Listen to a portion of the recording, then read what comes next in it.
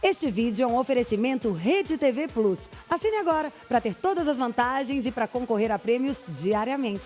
É só acessar www.redetvplus.com.br. Olá, boa noite. Boa noite. Passa bem a menina de 10 anos que teve a gravidez interrompida no Recife. Ela era estuprada pelo tio desde os 6 anos, no Espírito Santo. A polêmica em torno desse caso mobilizou grupos contra e a favor ao aborto. O procedimento foi concluído por volta das 11 da manhã de hoje, no Cisan, em Pernambuco. A unidade é referência estadual neste tipo de processo. O governo do Espírito Santo enviou a criança para Pernambuco depois que ela teve o direito ao aborto negado no Hospital das Clínicas, em Vitória. A equipe médica alegou não possuir protocolo específico para realizar o método por conta do estágio avançado da gestação. Baseado nisso, então houve a negativa do abortamento legal por não termos condições técnicas, capacidade técnica, o hospital, para conduzir uma antecipação de parto. Políticos ligados a grupos religiosos se manifestaram contra a interrupção da gestação. Houve também um ato de apoio ao direito da criança e a favor do cumprimento da decisão judicial. A gravidez veio à tona no dia 7 de agosto, quando ela foi levada para um hospital na cidade de São Mateus, no interior do Espírito Santo. Ela se queixava de fortes dores no estômago.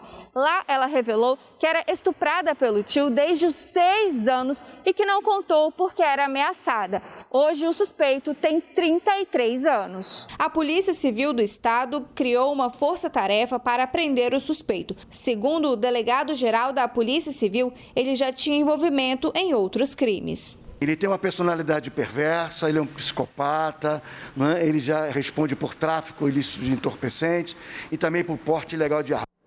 Esse sim é o criminoso. É preciso prender esse tio estuprador. Um caso escabroso.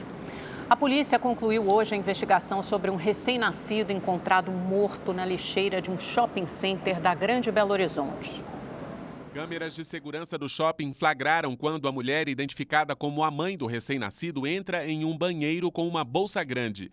O registro foi no início do mês na cidade de Contagem. Clientes encontraram o bebê já sem vida em uma lixeira e chamaram a polícia.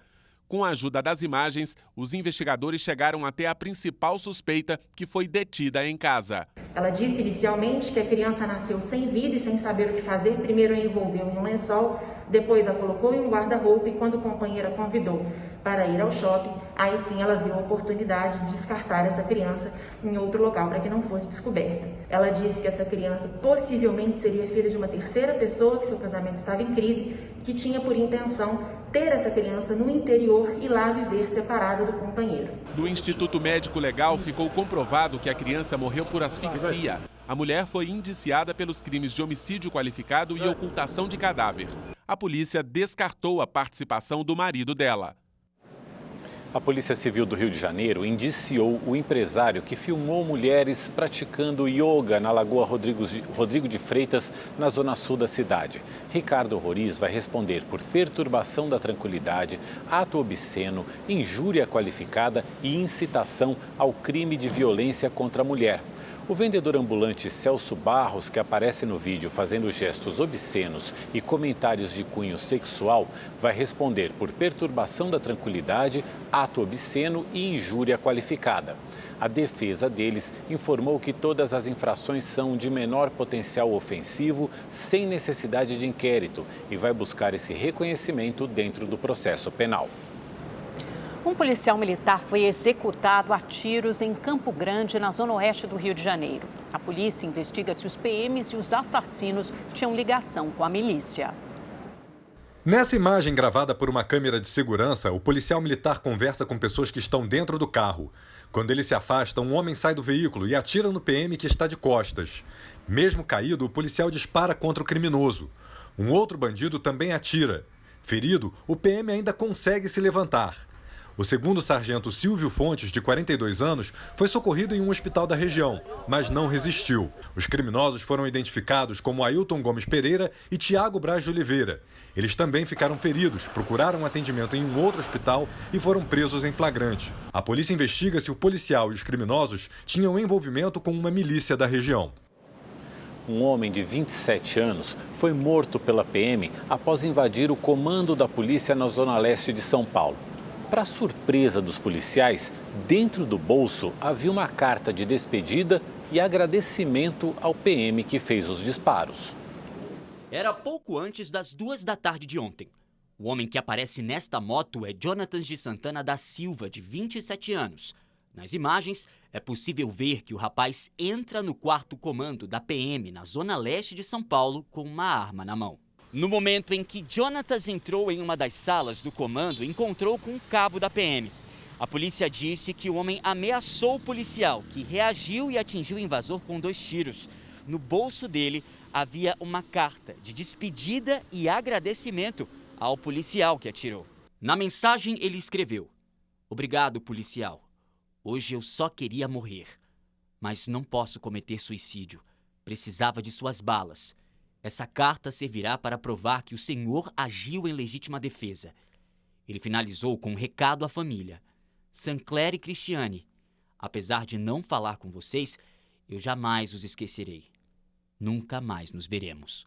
A perícia identificou que a arma usada por Jonatas era de brinquedo. A PM ainda explicou que, segundo a família, o homem não tinha sinais de depressão, mas estava desesperado por não conseguir nenhuma oportunidade de trabalho devido à pandemia. O Supremo Tribunal Federal decidiu impor novas restrições à política de segurança pública do Rio de Janeiro. Agora, helicópteros só devem ser usados em operações policiais em casos de necessidade e com justificativa. No início do mês, o STF manteve uma decisão do ministro Edson Fachin que suspendeu as ações da polícia em comunidades do Rio durante a pandemia do novo coronavírus. A polícia investiga a morte de um jovem baleado durante um torneio de futebol no Morro dos Macacos, na zona norte do Rio de Janeiro. Na camiseta manchada de sangue, a marca dos 4 tiros. Caio Gabriel Vieira da Silva, de 20 anos, foi morto na madrugada de sábado no Morro dos Macacos, na zona norte do Rio. Então, meu sobrinho foi morto covardemente, né? A voz maior, superior, fica de quem tem o poder, né, que no caso são os policiais, né, porque mora dentro de uma favela, dentro de uma comunidade, a pessoa não tem dignidade, não tem personalidade e é bandido, não. Não é assim. De acordo com testemunhas, Caio estava assistindo um campeonato de futebol em uma quadra da comunidade quando policiais militares chegaram atirando. O jovem foi atingido por 4 tiros nas costas. Ele chegou a ser levado para um hospital da região, mas não resistiu. Segundo moradores, os PMs estavam encapuzados e também lançaram bombas. Neste vídeo, é possível ver o momento da correria. Eles chegaram tacando bomba, dando tiro na comunidade onde estava acontecendo um torneio, entendeu? Tinha família, tinha criança, todo mundo ficou desesperado, ele correu como todo mundo correu. E não deu tempo dele se salvar. Em nota, a Polícia Militar informou que a base da Unidade de Polícia Pacificadora foi atacada e os agentes revidaram. Após o confronto, os policiais encontraram 2 suspeitos baleados e com eles foram apreendidos um rádio, drogas e uma pistola. Amigos e parentes negam o envolvimento de Caio com o tráfico e afirmam que o rapaz era garçom em um bar na Tijuca, na zona norte da cidade. Ele era querido, muito querido por todos os clientes, gente, entendeu? Ali, tá, o meu patrão está desolado, porque todo mundo gostava do Caio na Tijuca. O Caio era um garoto muito bom. O caso agora está sendo investigado pela Divisão de Homicídios. O corpo do jovem foi enterrado no fim da manhã. O Caio era um menino maravilhoso, ele não era bandido. O Caio era amoroso. O Caio era tudo. A minha família e tanto para os amigos dele. A Polícia Rodoviária Federal apreendeu quase R$1 milhão em espécie em um carro de luxo na rodovia Presidente Dutra, próximo à cidade de Pindamonhangaba, no interior de São Paulo. O dinheiro estava escondido no fundo falso do veículo. Nas buscas, os policiais também encontraram munições de fuzil. O motorista chamou a atenção dos agentes por dirigir em alta velocidade e fazer ultrapassagens pelo acostamento. Ao ser abordado, ele não soube explicar a origem do dinheiro. Depois, afirmou ter sido contratado para realizar o transporte do montante da rodoviária do Rio de Janeiro para um shopping da capital paulista. O motorista foi preso em flagrante por porte ilegal de munição de uso restrito. A Polícia Federal vai investigar o caso. Um trem bateu e arrastou um caminhão no Porto de Santos, no litoral de São Paulo. As câmeras de segurança registraram o momento em que a colisão aconteceu. O caminhão não conseguiu atravessar o trilho a tempo e, após a batida, o veículo foi arrastado por alguns metros até a locomotiva conseguir parar. Apesar do susto, ninguém ficou ferido. A polícia da Praia Grande, no litoral paulista, indiciou 2 motociclistas que atropelaram um homem de 57 anos e fugiram sem prestar socorro. Vejam nas imagens. Os rapazes, que não tiveram os nomes divulgados, foram autuados por lesão corporal culposa na direção de veículo automotor, fuga de local de acidente e omissão de socorro. Câmeras de segurança registraram o atropelamento. Um dos motociclistas passou empinando a moto, perdeu o controle, veja só, mais perto, perdeu o controle e atingiu o homem que estava em pé na rua. Valdir do Nascimento teve lesões graves na cabeça, mas a família não autorizou informações sobre o estado de saúde dele. A Prefeitura do Rio de Janeiro adiou a nova fase da flexibilização do isolamento social. Casas de eventos, cinemas e teatros vão continuar fechados. A sexta e última fase do plano de reabertura, que começaria a valer ontem, foi adiada após decisão unânime do Comitê Científico que monitora os indicadores da Covid-19 no município do Rio. De acordo com a Prefeitura, o panorama atual é favorável ao avanço de fase, mas ainda é necessário acompanhar o impacto da reabertura de alguns setores. Só agora, por exemplo, as áreas turísticas do Rio de Janeiro foram abertas. Então é preciso que a gente veja o impacto delas.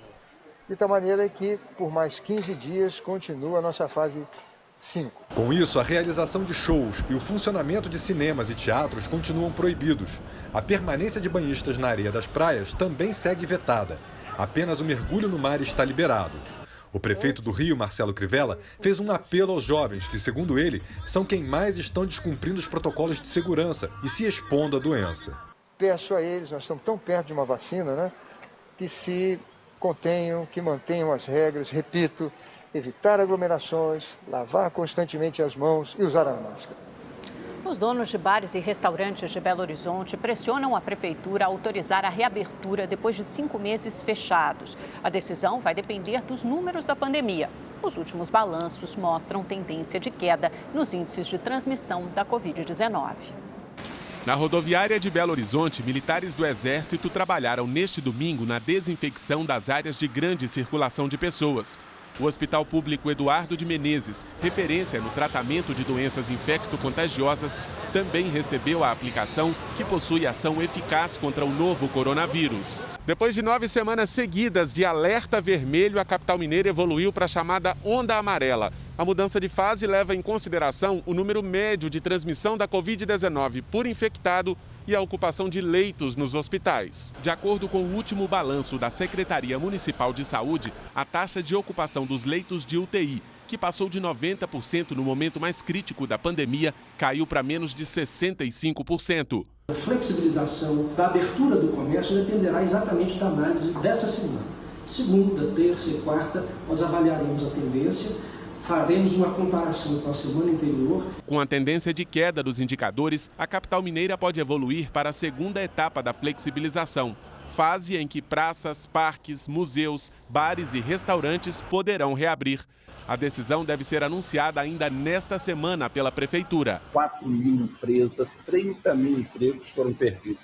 O setor foi massacrado e abandonado. Importante dizer aos nossos clientes, nós estamos com saudade e muito preparados para recebê-los com total segurança. Um estudo divulgado hoje pelo governo de São Paulo mostra que mais de 300 mil empregos com carteira assinada foram preservados desde junho com a implementação do plano de flexibilização inteligente da quarentena no estado. A flexibilização da quarentena, em vigor desde 1º de junho, não comprometeu o sistema de saúde e beneficiou os trabalhadores. As regiões que mais se empenharam no retorno gradual das atividades, obedecendo às fases da retomada consciente, tiveram um melhor resultado, segundo informações divulgadas pela Fundação Instituto de Pesquisas Econômicas. Um estudo da FIPE mostrou que 318 mil empregos foram preservados com a implantação do Plano São Paulo. São trabalhadores formais com baixa renda e pouca escolaridade, a maioria homens. O levantamento fez uma relação entre as fases da retomada gradual da economia para chegar a esse resultado. Esse índice de atividade econômica, que é medido com vários indicadores, arrecadação de impostos, mobilidade na cidade, ele permite que a gente traduza o índice de atividade econômica em número de empregos. Então, é uma análise entre o que seria o estado no vermelho e ele evoluindo de forma gradual para um nível de atividade maior e o seu relativo do ponto de vista de emprego. Qual seria a alternativa ao Plano São Paulo? A manutenção da quarentena que foi tinha vigência até o mês de maio, né? Porque, lembrando, a epidemia não foi embora. O governador, até na sua mensagem de hoje, a quarentena continua em São Paulo, né? E é a continuidade dessa quarentena heterogênea que está permitindo São Paulo voltar de maneira segura e gradual às suas atividades econômicas. Na coletiva de hoje, o governo também anunciou a criação de 10 mil vagas de emprego nas frentes de trabalho, por meio do programa Emprego e Renda, que está presente em 365 cidades e é voltado para quem está desempregado há pelo menos 12 meses e tem mais de 17 anos. O candidato trabalha durante 4 dias e, no 5º, participa de um curso de qualificação.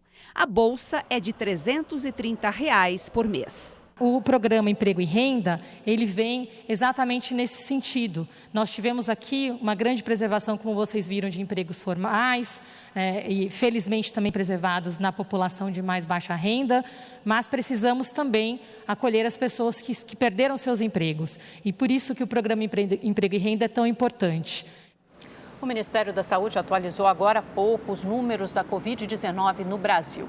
Mais de 2.478.000 pessoas já se recuperaram da doença. 772 mil permanecem em acompanhamento. E o país acumula 108 mil mortes provocadas pelo vírus. Foi inaugurado hoje, na Zona Sul de São Paulo, um hospital veterinário público. E foi grande o número de animais que passaram por consulta no primeiro dia de funcionamento. Teve fila durante a madrugada e a expectativa é de realizar mais de 60 mil atendimentos por ano. Muita gente chegou no comecinho do dia para tentar garantir a consulta do amigo de 4 patas. A maioria veio da própria Zona Sul da cidade. Verônica, que antes levava a mascote a um hospital público do outro lado da cidade, agora vai economizar tempo. Aqui na Zona Sul já é uma viagem bem menor e estressa bem menos o bicho, né? O animalzinho. Você chegou aqui que horas? Eu cheguei aqui, era 4:45 da manhã. Muita fila lá fora? Muita fila. Já tinha 23 pessoas na frente. A quantidade de pessoas em busca de consulta aos bichinhos de estimação surpreendeu a direção do hospital. Mesmo com triagem, mais de 160 animais em estado crítico foram atendidos. Os protocolos de prevenção ao coronavírus também foram seguidos. Todas as normas estão sendo seguidas, distanciamento social, álcool em gel, estamos disponibilizando álcool em gel, pias para lavar a mão. Dentro da unidade precisa estar de máscara, só uma pessoa por animal. Essa é a terceira unidade com atendimento sem custo na cidade. O valor de manutenção mensal gira em torno de R$ 550 mil. Os serviços gratuitos incluem consultas, cirurgias, exames laboratoriais, medicação e internação. Ao todo, o número de atendimentos deve chegar a 60 mil por ano. No momento que a gente está vivendo hoje, de pandemia, é um avanço isso, é uma ajuda, porque o tratamento com PET, de forma geral, é muito caro. Os outros hospitais é muito longe, E eu estou muito feliz que ele lembrou da gente para a gente trazer os bichinhos, né? Para ser atendido aqui no hospital, o responsável pelo animal deve trazer documentos como RG, CPF e um comprovante de residência em São Paulo. Serão distribuídas 40 senhas por dia, mas a capacidade é para até 200 atendimentos, incluindo consultas de retorno. A prioridade é para casos de urgência e emergência estabelecidos por critérios médicos. Aos poucos a população vai acostumando com a rotina, vai diminuindo o fluxo, né? Começam a vir os retornos, mas com certeza essa é uma unidade que tende a crescer muito, porque é uma região mesmo de muita necessidade. O cachorrinho do Anderson foi atropelado na semana passada. A inauguração do hospital veio em boa hora. Eu estou muito feliz porque agora a gente vai conseguir cuidar, né? Sem poder pagar nada, porque a gente não tem condições, né? A Polícia Militar resgatou 60 gatos que estavam abandonados dentro de uma casa em Guarulhos, na Grande São Paulo. Os vizinhos reclamavam do mau cheiro e fizeram uma denúncia. Pelo amor de Deus! Os policiais foram até a casa e encontraram 60 gatos. No local havia ração espalhada pelo chão, misturada a insetos e fezes dos próprios animais. Alguns dos gatos estavam feridos. Uma médica veterinária foi até o local e encaminhou os animais para uma ONG da região. Segundo a vizinhança, o dono da casa se mudou para Caraguatatuba, no litoral de São Paulo, e os gatos ficaram sozinhos. O caso foi registrado na delegacia como abuso a animais. Em São Paulo, 2 unidades do Poupa Tempo fazem um mutirão para atender quem precisa tirar a carteira de identidade com urgência. E a partir de quarta-feira, começa a retomada gradual do atendimento presencial em 8 unidades do estado, com 30% da capacidade. Mesmo com o frio na capital, muita gente pulou cedo da cama para fazer a emissão do RG no Poupa Tempo de Itaquera, na zona leste de São Paulo. A unidade organizou um mutirão e voltou a oferecer o serviço para a população, mesmo antes da retomada oficial das atividades, que deve acontecer de forma gradual na próxima quarta-feira, nas cidades que estiverem na fase amarela e laranja do plano de flexibilização da quarentena. A Márcia precisava de um documento novo. Porque eu perdi o meu RG dentro de casa, acabei achando, só que eu fiz o BO. E aí o RG não vale mais. E aí o meu patrão pediu para mim estar fazendo um RG novo, né? Para ele estar podendo me registrar. Foi difícil, eu demorei um mês para conseguir fazer. Porque com essa pandemia, né, a gente não pode estar fazendo e o Poupa Tempo estava fechado. Mesmo com o agendamento online, teve fila do lado de fora, respeitando, claro, o distanciamento. Para entrar na agência, o álcool em gel é obrigatório e tem que passar pela medição da temperatura também. Então que o cidadão faça o agendamento se realmente precisar. E lembrando que mais de 70% dos nossos serviços já estão na plataforma digital. Então o cidadão não precisa se deslocar. Então da segurança e da comodidade da sua casa, ele realiza ali uma série de serviços. Para os mais conectados, tem novidade também. A Polícia Civil de São Paulo lançou o RG Digital, um aplicativo para celular que permite aos usuários acessarem a versão digital da nova cédula de identidade ou ainda solicitarem a segunda via do documento físico. A versão digital fica armazenada no seu celular de forma gratuita e é aceita em todo o território nacional. Mas, segundo a Secretaria de Segurança Pública, existem algumas condições para ter acesso à versão digital. São elas: ter emitido o RG a partir de 14 de fevereiro de 2014, documento com a numeração vermelha e QR Code, ferramenta de escaneamento para celular no verso e estar cadastrado no sistema de autenticação biométrica da Polícia Civil. Ainda assim, vale lembrar que o RG digital não substitui a necessidade da impressão do documento físico. Mas para que o cidadão tenha o digital, ele precisa ter feito aqui no Poupa Tempo o seu RG, o físico, né? Então, que é aquele que demanda a coleta biométrica. Então, além da coleta biométrica, a foto digital, que é por ela que a gente consegue fazer o reconhecimento, combater fraudes, falsificações, etc. E você que é assinante do Rede TV Plus tem chances de ganhar no novo Festival de Prêmios A Chave é Sua. De segunda a sexta, você pode ganhar smartphones e smart TVs em nossos programas. E aos domingos, no Encrenca, pode sair motorizado e levar para casa um Onix Plus automático 1.0 Turbo.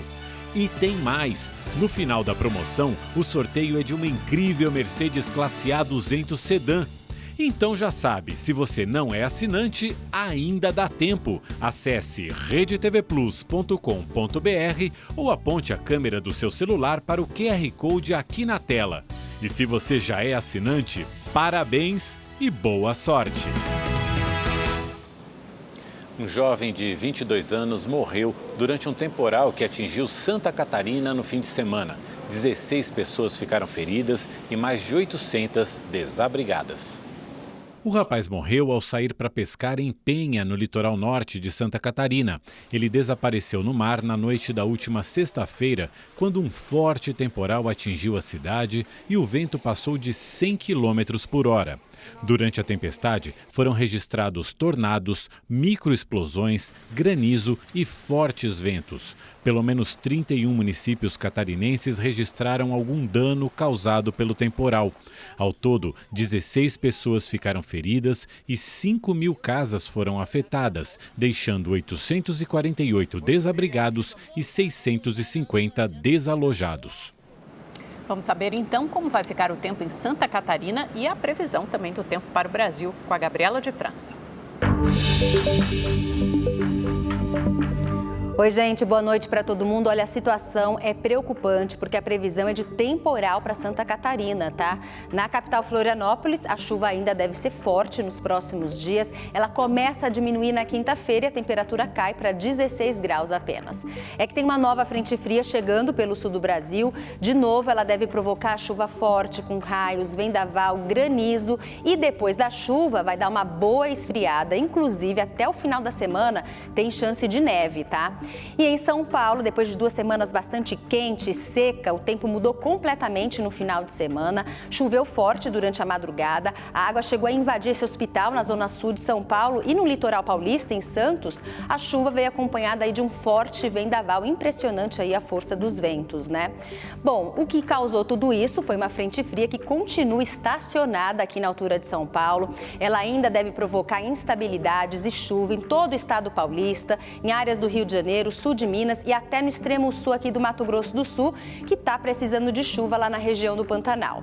No Rio de Janeiro, pancadas somente no finalzinho da tarde, ainda vai fazer bastante sol e calor de 30 graus.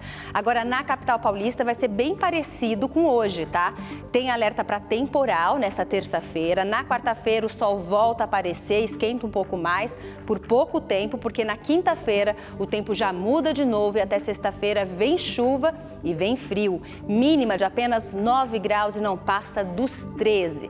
O que acontece é que neste momento a gente tem 2 frentes frias entre o sul e sudeste do Brasil, causando essas instabilidades, deixando o tempo mais carregado. No restante do Brasil, nesse amarelão aqui do mapa, faz muito sol, clima seco e bastante quente. Em Cuiabá, a temperatura chega aos 41 graus, com sensação térmica de mais calor ainda. Bom, eu fico por aqui. Uma ótima noite para você. Te vejo amanhã. Até lá. Tchau, tchau. O Ministério da Educação vai oferecer internet gratuita para que alunos de baixa renda de universidades e institutos federais possam acompanhar as aulas online. Inicialmente, a medida deve beneficiar 400 mil estudantes com renda familiar mensal de menos de meio salário mínimo. A ideia, no entanto, é estender esse programa para atender até 900 mil alunos. O investimento será de R$ 24 milhões.